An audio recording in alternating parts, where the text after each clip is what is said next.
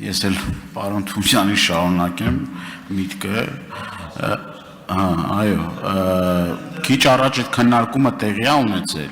տեսեք, այդքան էլ լավ չէ, էլի, որ տնտեսվարողները ձեզ կներեք, էլի, ձեզ չէ, ձեր կառույցին տենց չեն վստահում, դեպքերը շատ են, ինձ օրինակ երևի ավելի շատ են դիմում, քան թե ձեզ, չգիտեմ, թե խնդիր կա, էլի, մենք նենց պիտի ապահովենք այդ պայմանները, որ տնտեսվարողը անկաշկանդ իր խնդիրները ներկայացնի, թե այդ շղթայում ինչ խնդիրներ է ունենում։ Ես ձեզ սխեման բացատրեմ, դուք արդեն նաև կխնդրեմ ձեզ նաև ներկայացնել այն լուծումները, որ գտնենք համատեղ, որ կարողանանք այս ճգնաժամային իրավիճակից դուրս գալ։ Շատ լուրջ խնդիրներ կան այդտեղ։ Խոշոր սուպերմարկետների ցանցը արտադրողներին հետևյալ պայմաններն է առաջարկում։ Ասում են նախ պետք է դարակաշարի գումարը 10, գովազդի գումարը 10, մի հատ էլ տոկոս 10 ինձ, ապրանքից տոկոս 10, եւ մի հատ էլ այդ քեշբեքի գործընթացի մեջ մտնելով նաեւ այստեղ նաեւ ոչ միայն շահումա սուպերմարկետների տերերն են շահում, այլ նաեւ այն փոքր միջին խանութները, բակային խանութները, որ կան տուժում են այդ մարդիկ, այսինքն բաց են, որ գերշահույթներ են ստանում սուպերմարկետները,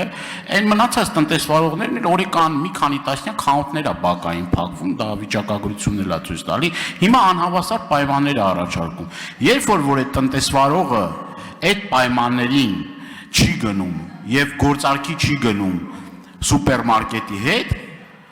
խնդիր է ունենում, ասում է, այս ապրանքը ես դու վերցրու եւ հանի,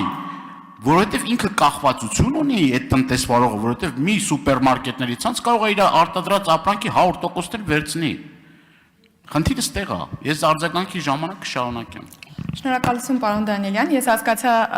ձեր հարցը ամբողջությամբ, նշեմ, որ երբ որ նշում եմ բողոքներ չկան, դա նշանակում է փաստաթղթավորված գրավոր բողոքներ չկան։ Այսինքն արտաքին աշխարհից տեղեկատվություն իհարկե մեզ հասանելի է, մենք հավաքագրում ենք, տեղեկացված ենք, այս պահին չեմ ուզի ոլորտը նշեմ, կա ոլորտ, որի ուղղությամբ նաև ուսումնասիրություն իրականացնում ենք։ Իհարկե ուսումնասիրություն իրականացման արդյունքում նոր կարող ենք հրապարակել, բայց քանի որ ես նշեցի, որ մենք փուլային տարբերակով ենք գնում դրա կարգավորման, որովհետև նաև դա բիզնեսի համար է ստրես, երբ որ միանգամից վճարումը անի, միանգամից դարակաշարերի քաղաքականությունը փոխի, մենք առաջին փուլում վճարումների հարցը կարգավորեցինք, կարելի է ասել, որ առաջիկայում երևի արդեն կլինեն շատ քիչ դեպքեր կլինեն, որ կբախվենք այդ ուշ վճարումների դեպքերին, երկրորդ փուլը հենց այո, նախատեսում ենք դիտարկելն է, այս պահին սկսված ուսումնասիրություններ արդեն կան, բայց այս պահով չեմ կարող ինչ-որ հրապարակումներ անել, քանի դեռ հանձնաժողովը որոշում կամ ընդհանրական մոտեցում չի ձևավորել։ Խնդիրներին մենք տեղեկացված ենք։ Կա ուսումնասիրություն, քանի որ չկա գրավոր դիմումներ, գրավոր դիմումներ չկան, ես ասացի կան ազդակները ներկապահին ուսումնասիրվում են։ Համեցեք արձագանք։ Հիմա ձեր ոնց հասկացա այդ գաղտնի սիստեմը, որ կա, որ մարդը կարա եւ այսինքն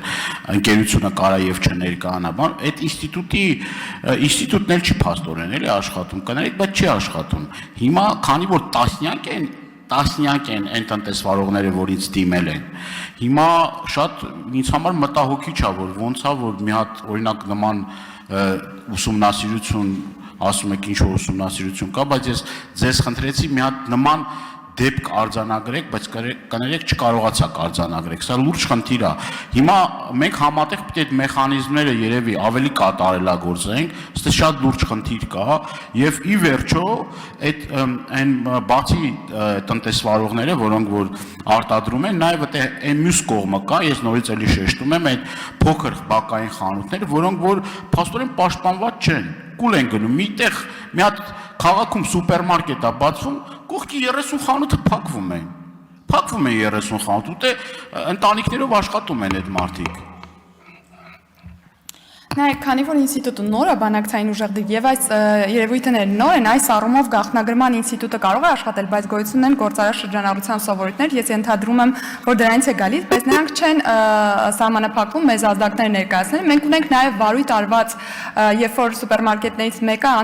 ավելի ցածր մարժա էր դրել իր կողմից ներմուծվող ապրանքի, քան մյուս կողմից ներմուծվող ապրանքի, այո, պատասխանատվության ենթարկվել են, բայց ներկայապային շարունակվում է ուսումնասիրությունը տվյալ ոլորտում, ինչ վերաբերում է բակային խանութներին կամ սուպերմարկետներին, կարծում եմ դա ընդհանուր քաղաքականության հարց է, ոչ միայն մրցակցության, որովհետև այդտեղ պետք է որոշվի արդյոք սուպերմարկետները պետք է քաղաքում լինեն, պետք է քաղաքից դուրս, պետք է գործեն որոշակի ժամերին, իսկ այդ հարցը արդեն լիազոր մարմնի քաղաքականության մշակող դաշտում է, մրցակցության դաշտում ամեն դեպքում հարցերն են բանակցային դիրքի չարաշահումների։